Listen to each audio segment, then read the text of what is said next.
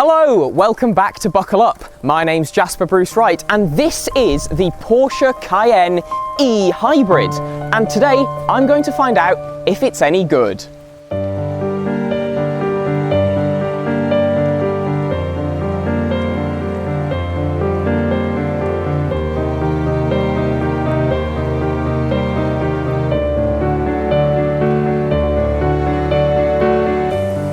Let's start by taking a look around the front of the Cayenne, where you will see the Porsche features that owners have come to know and love, but made larger for the SUV market.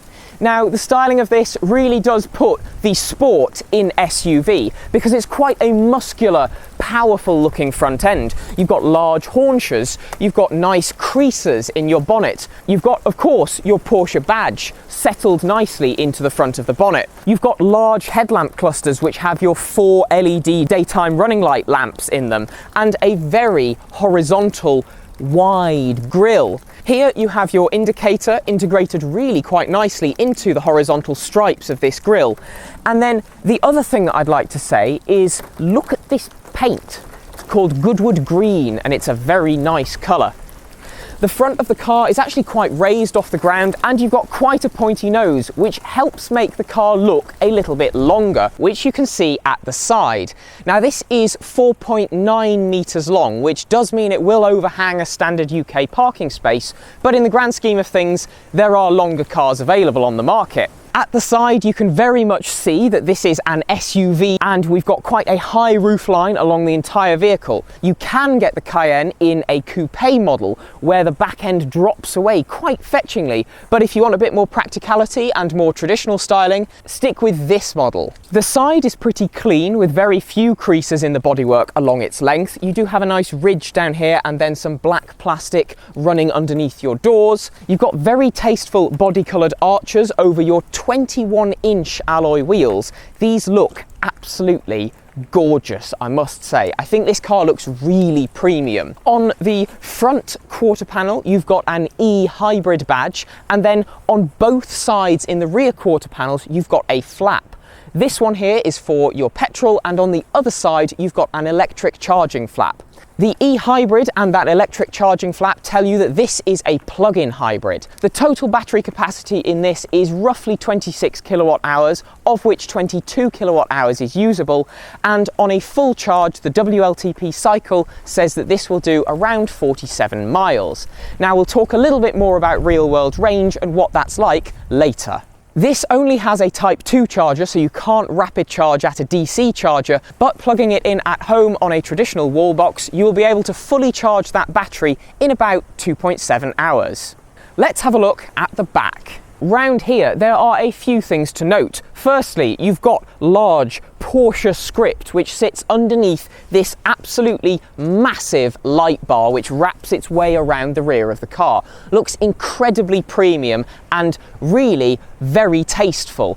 Below both of those, you have the Cayenne script, and the back of this car actually has some styling.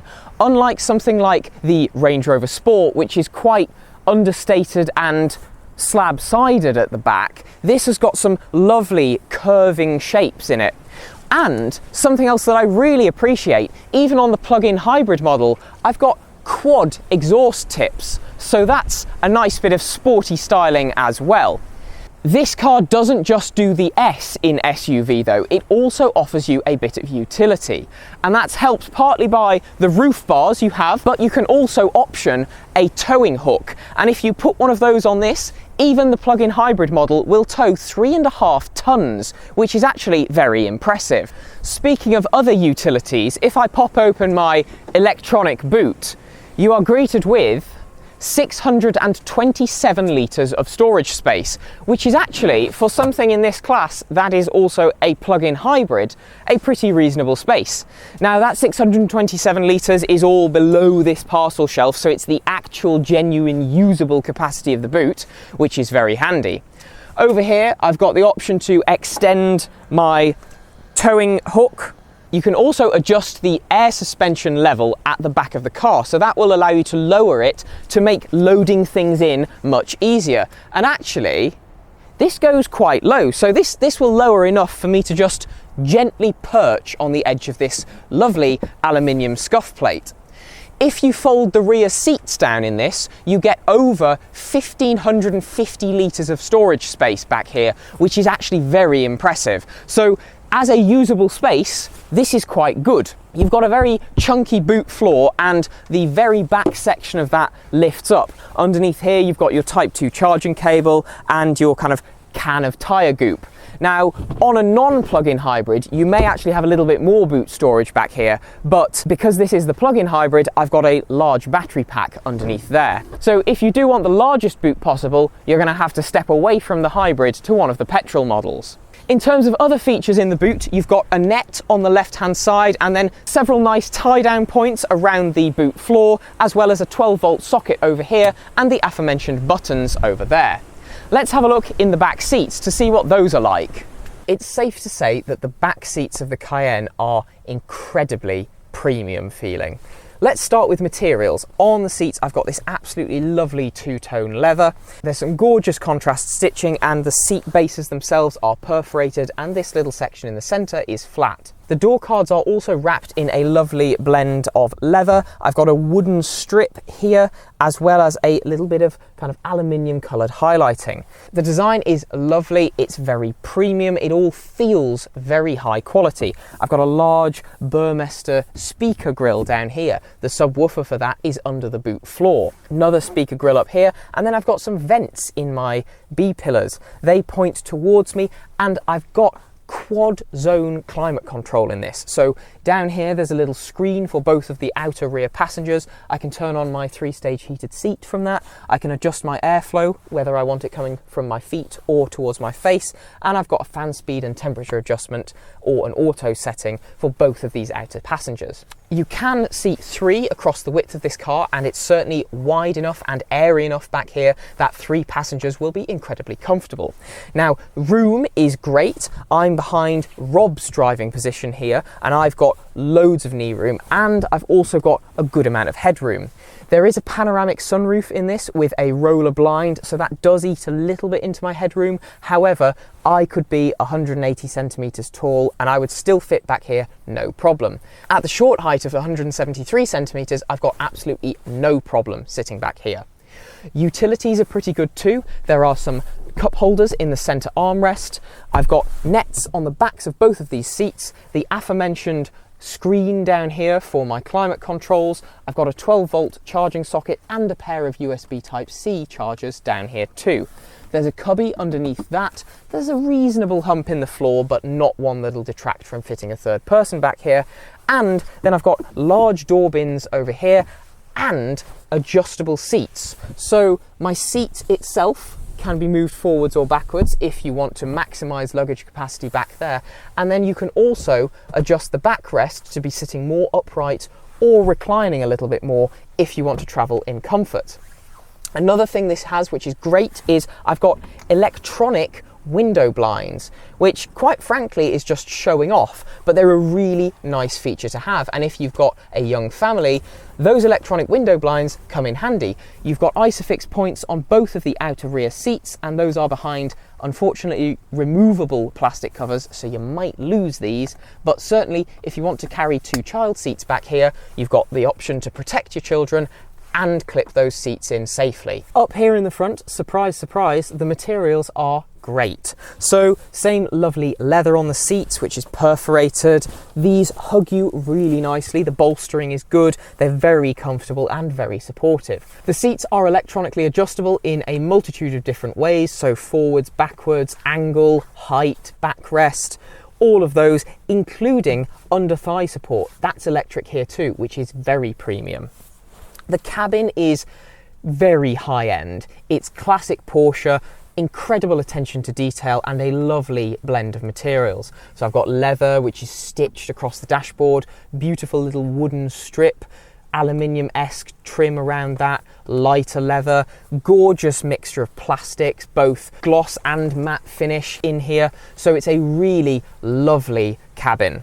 The steering wheel in front of you, leather wrapped, gorgeous array of buttons on it, all very nice and clicky, tactile dials. Everything you interact with feels very premium and very satisfying to use.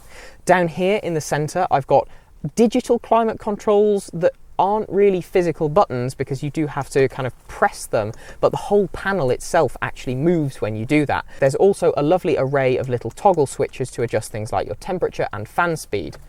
Both of the front seats are heated and ventilated, 3-stage, very nice and premium.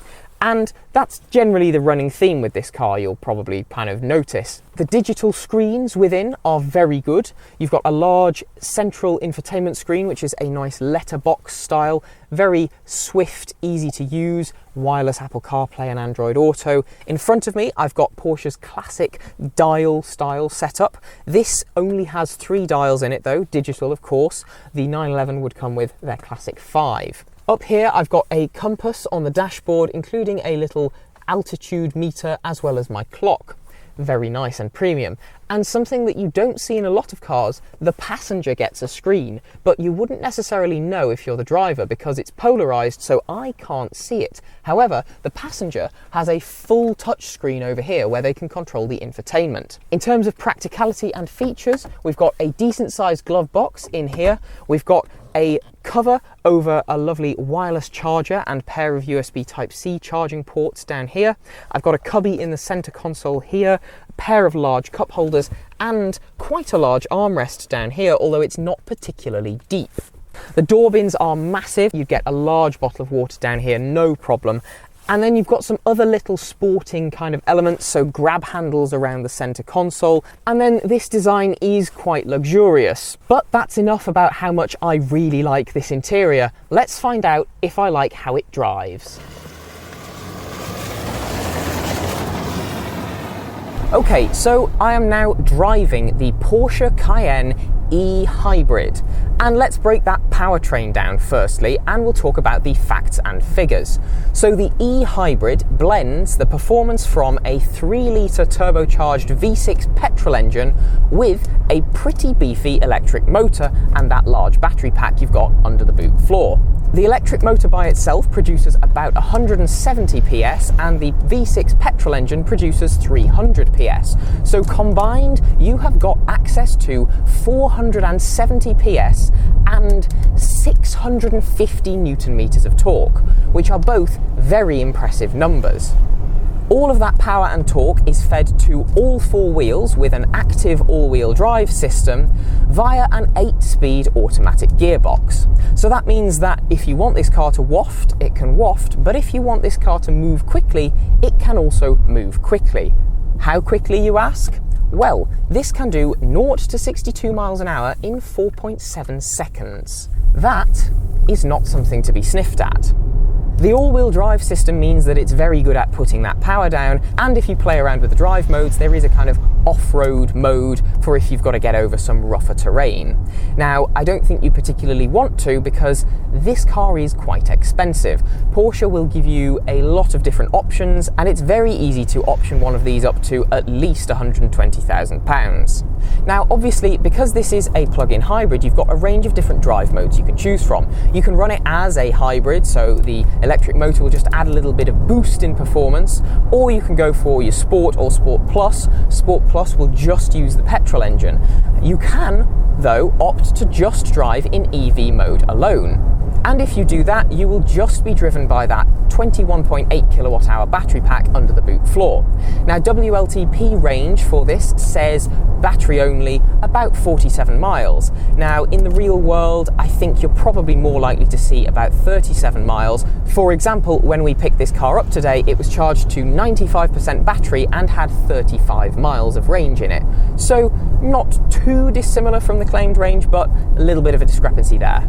Obviously, the main benefit of a plug-in hybrid system is you get a good boost in economy.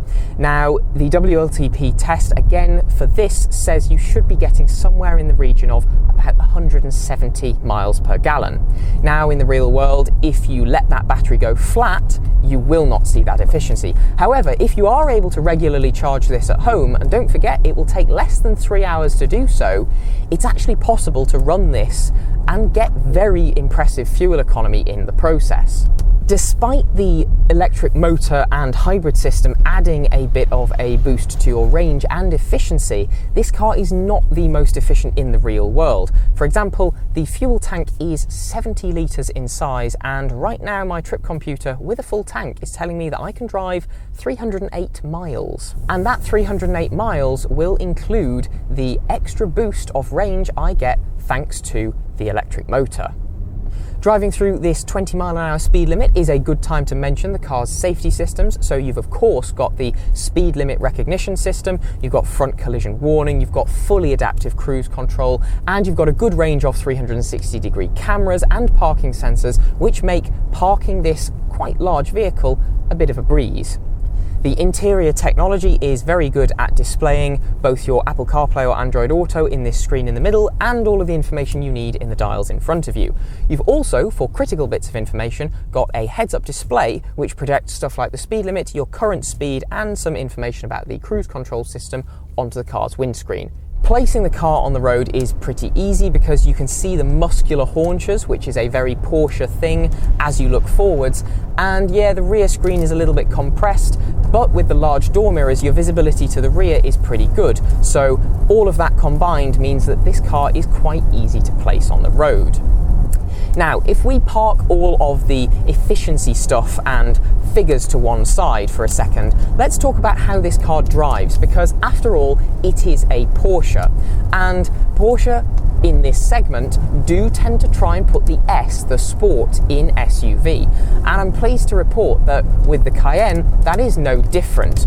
Despite this having the efficient, the plug-in hybrid powertrain, this does feel like a Porsche. I've got a big beefy engine up front, I've got plenty of pull, I've got dynamic handling, and I've got sharp, weighty steering.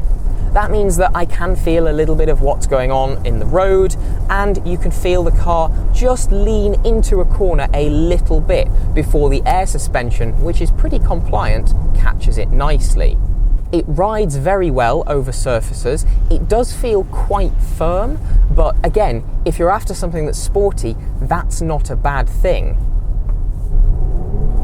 If you put your foot down, that engine kicks in beautifully, and this gathers pace at a surprisingly rapid rate. Although, given the amount of power and torque on tap, I guess it's not actually that surprising. You've got a lot available under your right foot. The throttle pedal feel is very nice. It's got a good amount of weight to it, as does the brake pedal, although because this is a plug-in hybrid, you do have a little bit of kind of uncertainty at the very top of that pedal travel as it's deciding between regenerative braking and conventional friction brakes. It's also worth saying that in this, the brakes are pretty large. You've got huge drilled discs up front, and they have got very beefy calipers. When you pair the punchy powertrain that gives you a pretty good blend of performance and economy with the fact that this car handles very well, because it's a Porsche after all, it's a very easy recommendation if what you're after is a sporty handling but very practical and very stylish and premium family SUV. Because after all, Porsche did a lot when they released the first generation Cayenne, and this generation is absolutely brilliant. So to conclude, the Porsche Cayenne. If you want a family SUV that doesn't compromise on the sportiness, this is probably the car for you. While something like a Range Rover Sport may be a little bit more cosseting to drive, that is a Range Rover which has been made sporty, whereas this is a Porsche. Thank you so much for watching. That is everything for today's video. Please remember to like, comment, and most importantly, subscribe to the Buckle Up YouTube channel if you've enjoyed what you've seen here. If you'd like to support the channel, there are a few different ways you can do that. Firstly, channel memberships directly here on YouTube. Secondly, please go and follow us on one or all of our social medias linked in the video description. And thirdly, you can buy some Buckle Up merchandise. I am wearing some today, but the weather means I'm in a coat, so you can't see it. Thank you so much for watching. We will see you in the next one. Bye.